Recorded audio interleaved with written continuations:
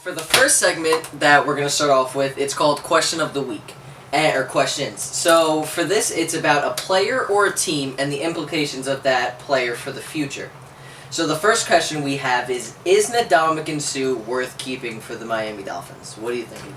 My honest opinion, if you look at their cap situation, the Dolphins, they are, I think, minus a negative $4 million in cap Yeah, they're like space. third lowest, I think. So with that, if they cut Ndamukong Suh, they save over they get $20 million in cap space. Mm-hmm. Just by cutting that one player alone, they go from the worst to like middle of the pack and having enough money to re-sign some free agents. Yeah. So that's a big part of this. The Dolphins need money quick, and if they can just restructure it to just cut off like $10 million, that's fine also. Because I personally don't think that they should cut him because he is a great player. He's not bad. It's just he had an iffy season. It was his first year with the new team. Their whole team as a defense was struggling. It wasn't just him. He started to heat up. The defensive line as a whole for them started to heat up.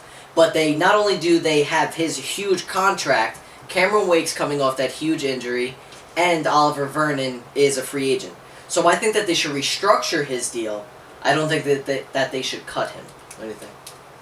You know, it's like what AJ said before. It's really like a matter of, is he worth cutting to save all that money, or is it a matter of, restructuring his deal to just save about $10 million instead of saving the whole thing? Now, like you said, he's a dynamic player on the field. Obviously, we all know that. One of the best defensive tackles in the league, undoubtedly. But he did have a bad season. He did, but their whole team had a bad season, you know what I mean? Exactly. Once Cameron Wake went down, he was drawing double teams. He couldn't get off, but there was also no one to help him. You know what I'm saying?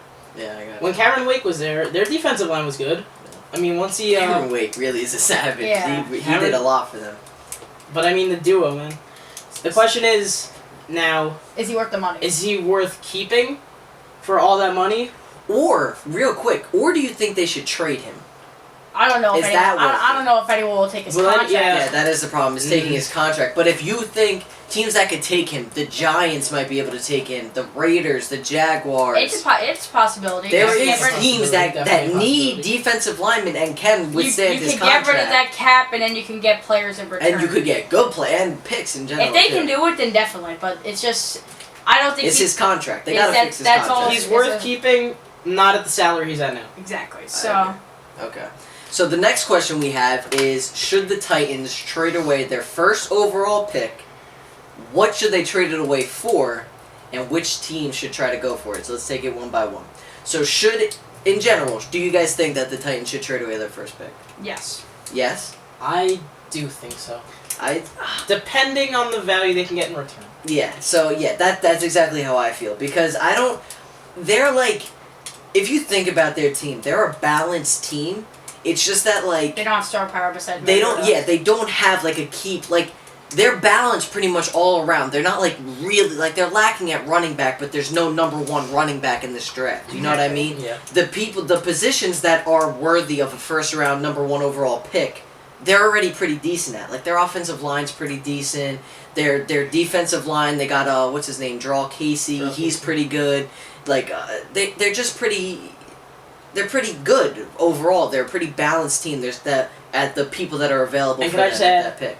With this draft right now, the consensus number one overall pick right now is Laramie Tunsil, right? Yeah, the left tackle. At Ole Miss, should they really use their first overall pick now in this draft where the star power isn't as high as we've seen previously? Mm-hmm. Or should they trade it away to get first round picks, whatever they need, more value in upcoming drafts where they could possibly... get better talent. I'd actually like to say a point. There was a Team Stream article about one of the guys talking to a scout, and the scout said this is the worst offensive scouting, like the players, in like 5 years. So if they could trade down like 10 picks, get a couple extra picks, and get a guy that is basically worth a number one, but is at number 10 because like the guys that are in the draft are not as good as they used to be. Like the QB isn't as good. The running back position is probably the best, and the cornerback position is probably the best. Everything else is just mediocre. Yeah. But they're still good players. It's just that it's not worth getting a first-round pick on a tackle if you can get someone else. Okay, so now do you think... So now what's worth it? Is it future draft picks and they trade down? Or do you think they try to get a player and trade down? I think picks. Or do you think they give up their first-round pick, get a great player, good player, possibly great, in that little cusp, and just forget about their first-round pick and maybe get a future pick?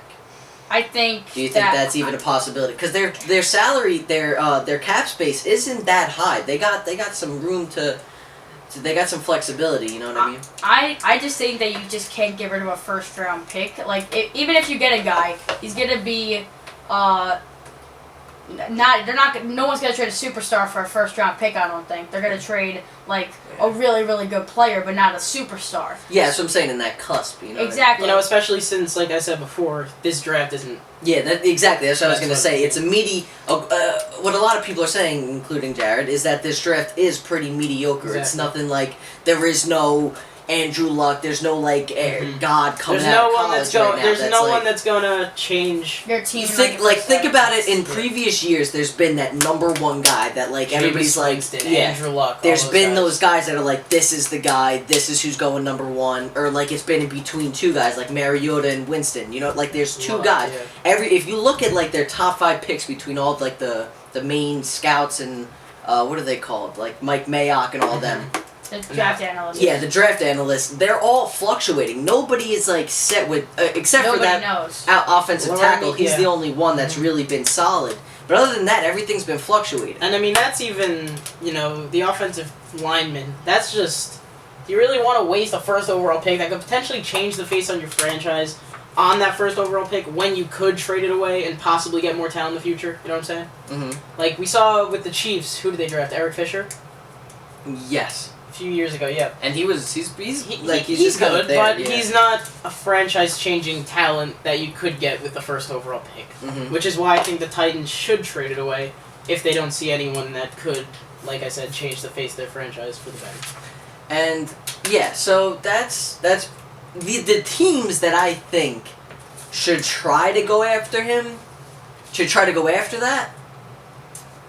Honestly, I don't know who needs to trade up. Who do you guys got anything? Maybe the Eagles. They need a one. I think a team that's on the brink and just needs that one star player, like someone like the Eagles. They were 8-8. They weren't that bad. They just weren't consistent. If they get a superstar level player and they have the assets to do it, no one wants to give up that much for a first. Yeah, but that's what I'm saying is that. I don't feel like, if you take the Eagles for an example, I don't think they need a tackle or Joey Bosa or whatever. All those guys, I feel like they need a number 1 wide receiver. They need, maybe they re-signed Zach Ertz, so they're not going to worry about a tight end. But they want to trade up for the first overall pick. Well, that's what we're talking about. So you guys don't think anybody should really trade up, unless you think the Titans should try to trade down. But I don't should think try anyone, to trade up. I don't think anyone is going to try to trade up. But if the Titans do have the opportunity to trade down, they should take it. They definitely should. I just think that a contender that just needs that one wide receiver or that one offensive lineman needs to like you said on the bubble. If they can get that player and they can get it for not the worst deal of all time, not a big package, I think it's worth it. Okay. So now for the next question, and the last one, we have, with Megatron gone, possibly retiring, another year older, what happens to Matt Stafford from just a general standpoint, and you could talk about fantasy for a little bit, and who emerges as their new number 1? Eric Ebron, Golden Tate, they get somebody in the draft, somebody free agency. Who becomes their guy? And is Stafford even worth really drafting as high as he's typically drafted? Well, with Megatron gone, that just takes away their entire offense. That entire passing offense. Golden Tate did good last year, or 2 years ago, but that was only because Megatron was there. Megatron drew double coverage. And he did good. Megatron was a little iffy this year at times, and he was banged up a little bit. Yeah, so no one really double teamed Megatron. So their entire offense predicates on him. You take him away, you have to reevaluate your offense. They had to get a new offensive coordinator, Jim Bob Cooter, I think his name was, something like that. he has to reevaluate all of his personnel. Is Golden Tate worthy of a number one spot? I don't think so. I think he's more of a complement role. Yeah. They need to. Should they get a first round draft pick like Laquan Treadwell, Michael Thomas, Corey Coleman, one of those guys? Eric Ebron's a solid player. I don't know if he's a bona fide I don't know if he's ready for top 10 tight end. I don't know about that. He's not going to be Gronk yet. Exactly. Or something similar to that. I don't know if Stafford will go down. Maybe. Because, like, all he did was just throw it at the Megatron and he'll catch it. That's just his... This is a big make-or-break year for Stafford. This determines, is he really that elite quarterback that people make him out to be at times? Yeah, because, like people have been saying, he has, up to this point in his career, in how many, 6 years since he's been drafted? Yeah, something. 6 years. He has the most passing yards in his first 6 years of any quarterback ever. But does that really stand out that he's one of the best young quarterbacks ever? Yeah. No. Yeah. Does he just... I think just the pure presence of Calvin Johnson makes that offense. They don't have a good run game. Their offensive line isn't that good. Their offensive line's horrible. Just the pure chemistry between Calvin Johnson and Matthew Stafford for the last few years is what has been driving that offense to make them essentially a good team. They don't have a good defense. Yeah, they really have nothing. It's Stafford and Calvin. Or maybe we're going to find out if maybe it was just Calvin and Stafford was just throwing it up to him, you know what I mean? It's a toss-up. I think that their offense declines. Absolutely. Absolutely. I think that if they think that Golden Tate's the answer, he's their new number one. If he's not, draft Laquan Treadwell or Corey Coleman or one of those guys, and he's your new number one, and try to evolve him into the next Calvin Johnson. Yeah. I don't think that... I think Golden Tate is similar to Eric Decker in the sense that you put him as a number one, he just simply can't get it done.